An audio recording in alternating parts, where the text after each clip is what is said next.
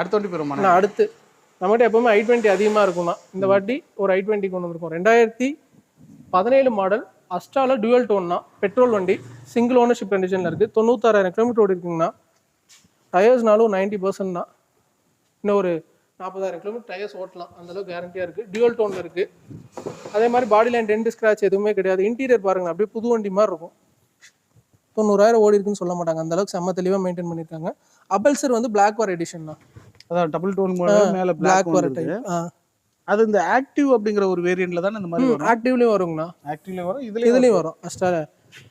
Astra top and வேரியண்ட்னா நேவிகேஷனோட company system வந்துடும். 2 ஏர் பேக் வந்துடும்னா, ஏபிஎஸ் பிரேக்கிங் வந்துடும், அலாய் வீல்ஸ் வந்துடும், டியூவல் டோன் வச்சுக்கோங்களேன். சிங்கிள் ஓனர்ல இருக்கு. இந்த வண்டிக்கு நம்ம கேட்கக்கூடிய பிரைஸ் வந்து 5,45,000 கேட்குறாங்கண்ணா. பிரைஸ் ஃபிக்ஸ் இல்லை, அதில் நெகோஷியபிள் பண்ணி தரலாம்.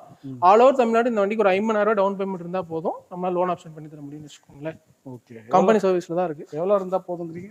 50,000 டவுன் பேமெண்ட் இருந்தால் போதுங்கண்ணா. ஓகே, எங்க இருந்தாலும் பண்ணிக்கலாம். ப்ரொஃபைல் நீட்டா இருக்கு, சிபில் ஸ்கோர் நல்லா இருக்கு அப்படின்னா நம்ம பண்ணி தரலாம்னு வச்சுக்கோங்களேன். வண்டியோட குவாலிட்டி உண்மையிலுமே ரொம்ப தெளிவா இருக்குண்ணா. பாத்தீங்கன்னாலே தெரியும், ஆக்சிடென்ட் ரீப்ளேஸ்மெண்ட் எதுவுமே இல்லாம ரொம்ப தெளிவா இருக்கு. ஜென்யூனான வெஹிக்கிள். வண்டி வேணும்னு நினைக்கிறவங்க வீடியோல பாக்குறதா நிப்பாட்டாம நேர்ல வந்து வண்டி பாருங்க, குவாலிட்டி செக் பண்ணுங்க. பெஸ்ட் ப்ரைஸுக்கு நான் எடுத்துறேன். வண்டி குவாலிட்டியா இருக்குன்னு வச்சுக்கோங்களேன். சர்வீஸ் ரெக்கார்ட் வண்டி தான். ஓகே.